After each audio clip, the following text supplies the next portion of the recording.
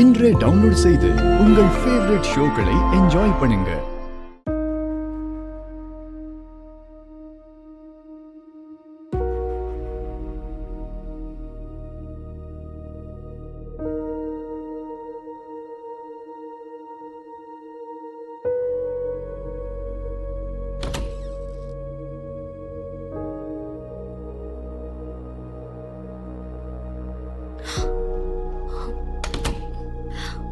ஒரு வழியா யாரு கண்ணிலையும் படாம ரூம்குள்ள வந்துட்டோம். சீக்கிரமா பேனாவை தேடி கண்டுபிடிச்சு எடுத்துட்டு யாரு கண்ணிலையும் படாம வெளியில போயிடணும்.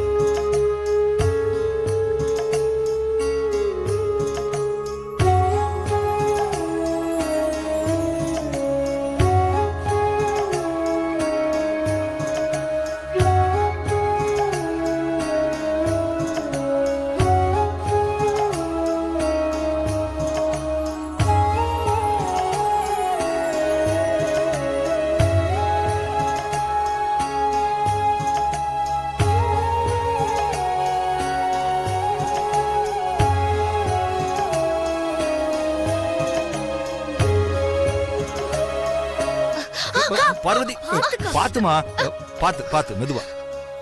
ரொம்ப வலிக்குதாக்கா? வந்துட்டீங்களாப்பா? உட்காந்துட்டே இருக்கிறதுக்கு போர் அடிக்குது, அதான் தம்பியை புடிச்சுக்கிட்டு நடக்க பிராக்டிஸ் பண்ணிட்டு இருந்தேன். நீ முயற்சி பண்றதுல எனக்கு சந்தோஷம்தாம்மா. ஆனா ஒரே நாள்ல ஜாஸ்தியா நடக்க கூடாது. கொஞ்சம் கொஞ்சமா தான் நடந்து பிராக்டிஸ் பண்ணணும். சரிங்கப்பா. நீ பிராக்டிஸ் பண்ணது போதும், வா வந்து சாப்பிடு. சரிங்கப்பா, வா. என்ன நல்லா புடிச்சுக்கோக்கா. இந்த பேனாவை எதுக்காக என்ன பிளாக்மெயிலர் எடுத்துட்டு வர சொன்னா?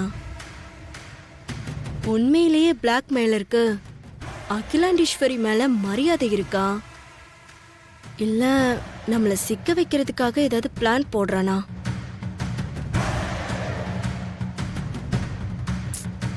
எவ்வளோ யோசிச்சாலும் ஒன்னும் பிடிபட மாட்டேங்குதே.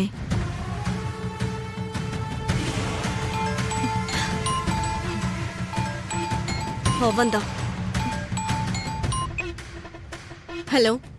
என்ன மித்ரா, நான் சொன்ன மாதிரி அகிலாண்டேஸ்வரி மேடம் யூஸ் பண்ண பேனாவை எடுத்துட்டு வந்துட்டியா? எடுத்துட்டு வந்துட்ட. பேனாவை எங்க கொண்டு வந்து தரணும்? சாரி, எங்க கொண்டு வந்து வைக்கணும்?